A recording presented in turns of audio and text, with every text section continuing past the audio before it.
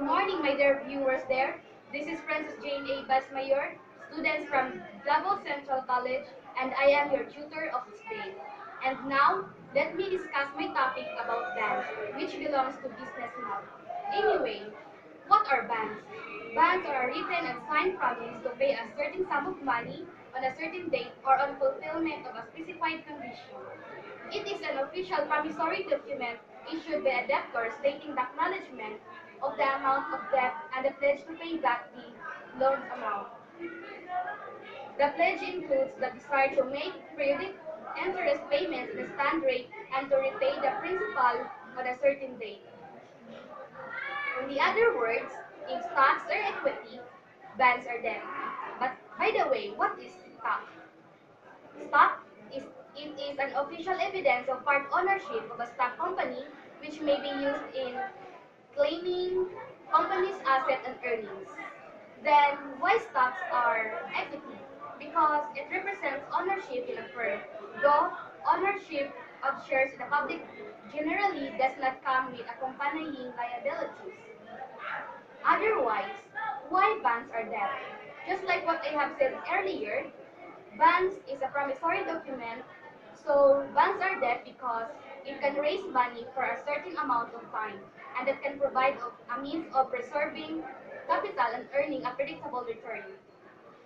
Also, bonds pay interest twice a year and a way to preserve capital investment.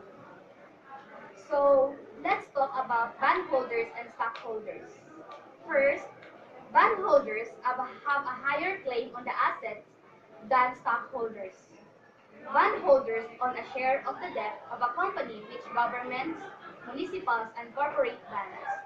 Investors may purchase bonds directly from the issuing entity or on the secondary market if the original bondholder decides to sell prior to maturity, while stockholders own company stock or shares and has a financial gain interest, which is one of several stakeholders.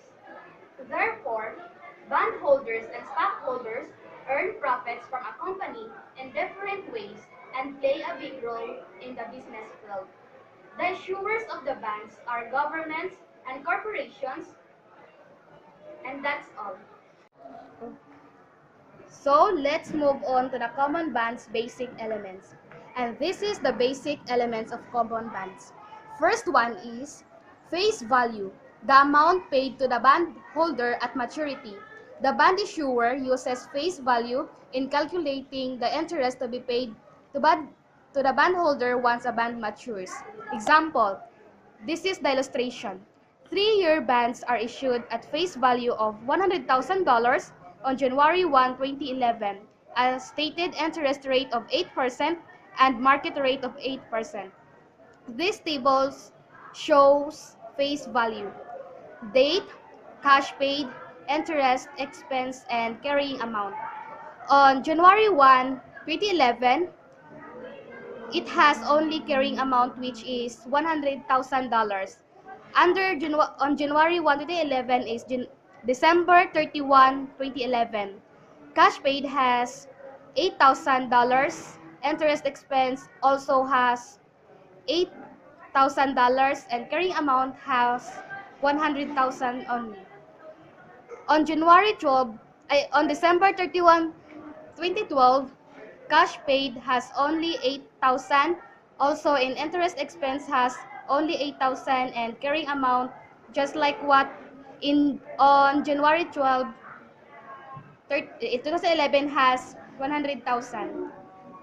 Between December 31 and December 31, 2012 and 2013 has almost the same cash paid, interest expense, and carrying amount.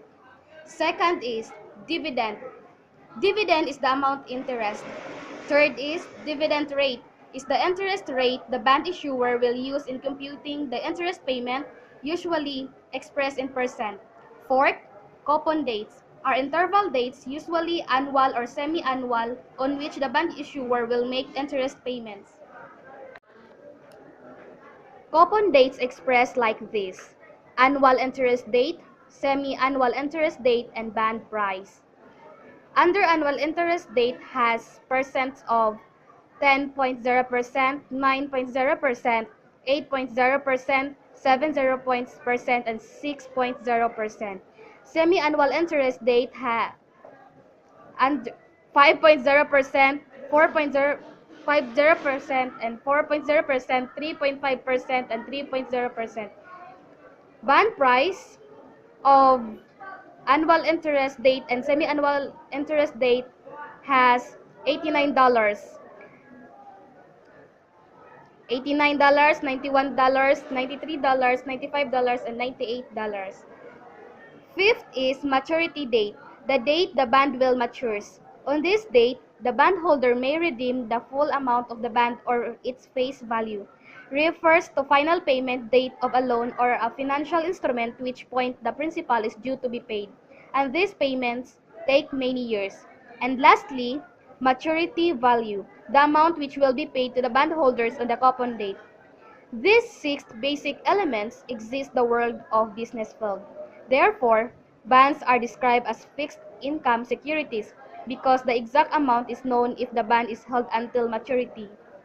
Always remember, be wise and intelligent at all.